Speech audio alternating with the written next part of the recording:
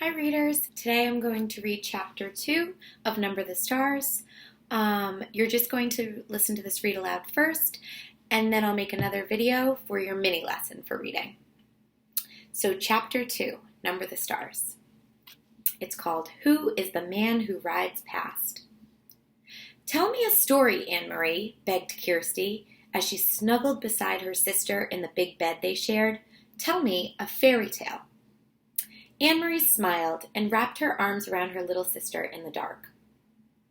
All Danish children grew up familiar with fairy tales. Hans Christian Andersen, the most famous of the tale-tellers, had been Danish himself. Do you want the one about the Little Mermaid? That one had always been Anne-Marie's own favorite. But Kirsty said no. Tell one that starts with a king and a queen, and they have a beautiful daughter. All right.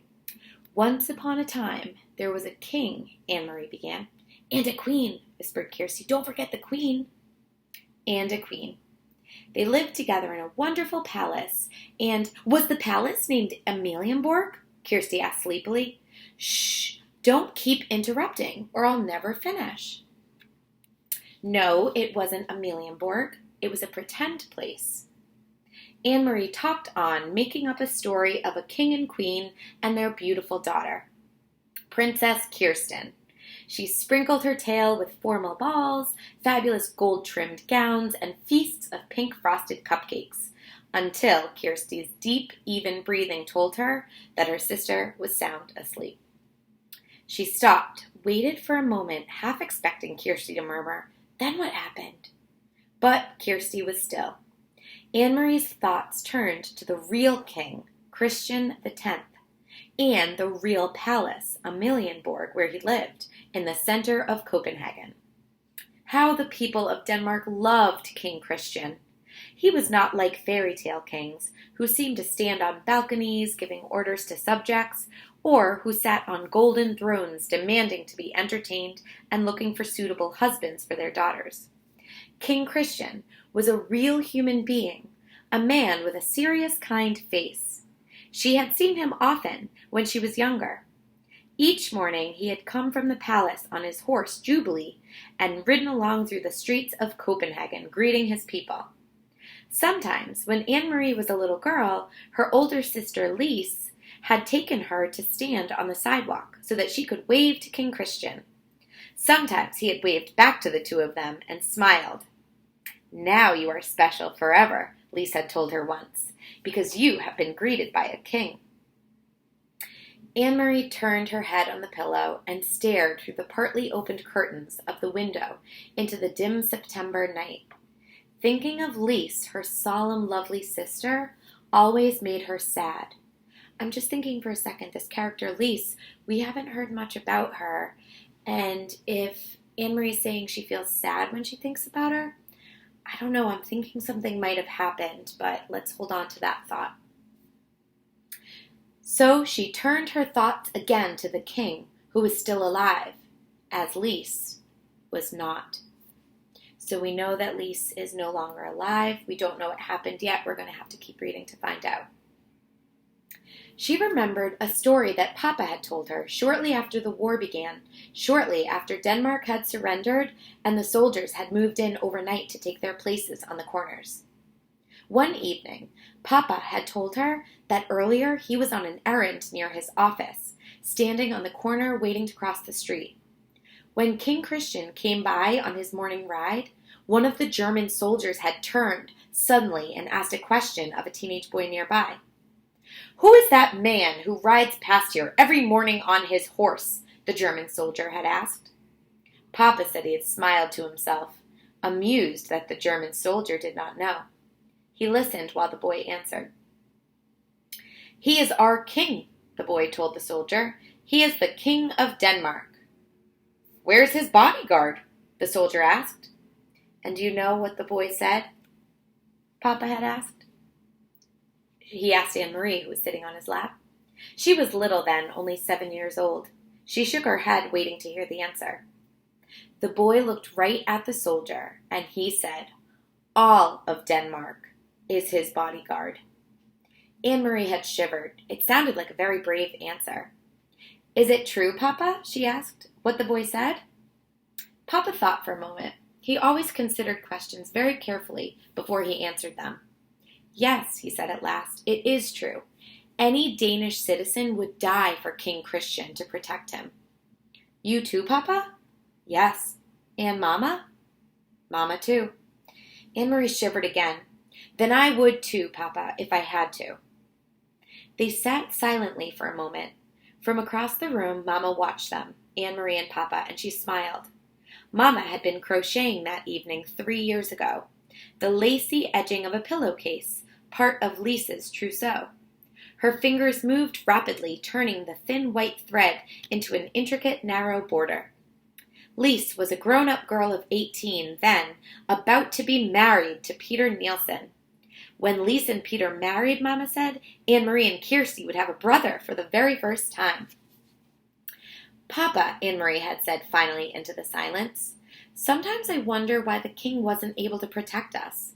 Why didn't he fight the Nazis so that they wouldn't come into Denmark with their guns? Papa sighed. We are such a tiny country, he said. And they are such an enormous enemy. Our king was wise. He knew how few soldiers Denmark had. He knew that many, many Danish people would die if we fought. In Norway, they fought, Anne-Marie pointed out. Papa nodded. They fought very fiercely in Norway. They had those huge mountains for the Norwegian soldiers to hide in. Even so, Norway was crushed. In her mind, Anne-Marie had pictured Norway as she remembered it from the map at school up above Denmark. Norway was pink on the school map. She imagined the pink strip of Norway crushed by a fist. Are there German soldiers in Norway now, the same as here? Yes, Papa said. In Holland, too, Mama added from across the room, and Belgium and France.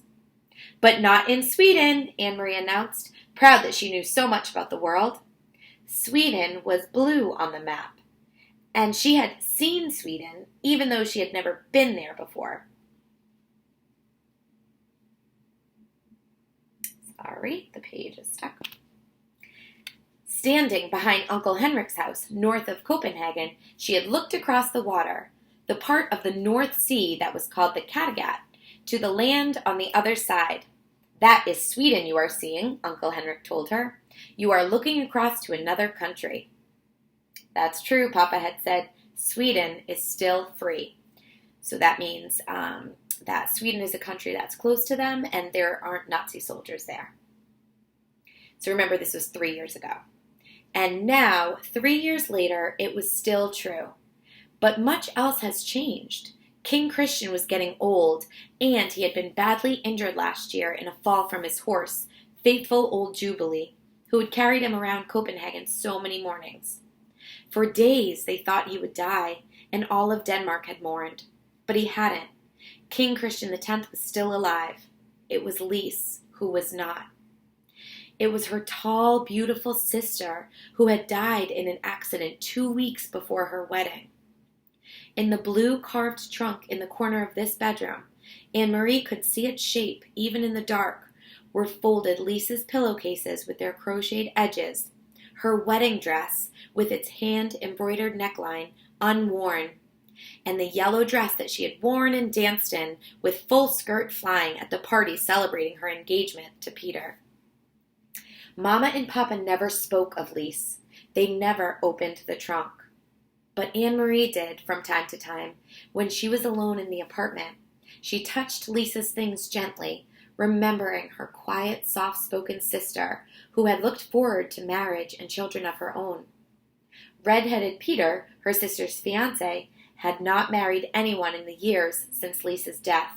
He had changed a great deal. Once he had been like a fun-loving older brother to Anne-Marie and Kirsty, teasing and tickling, always a source of foolishness and pranks.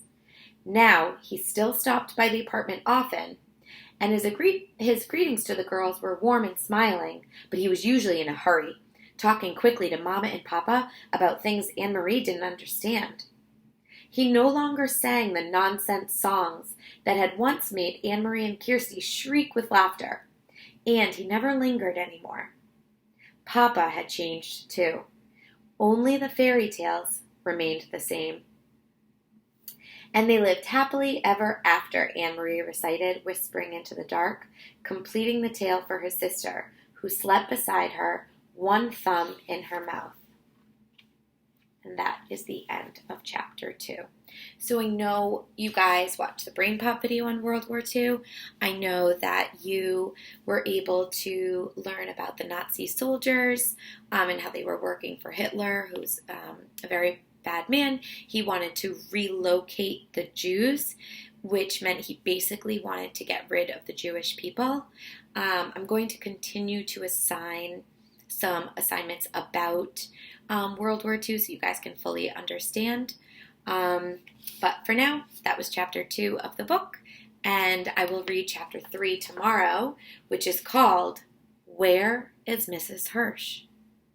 Okay, stay tuned.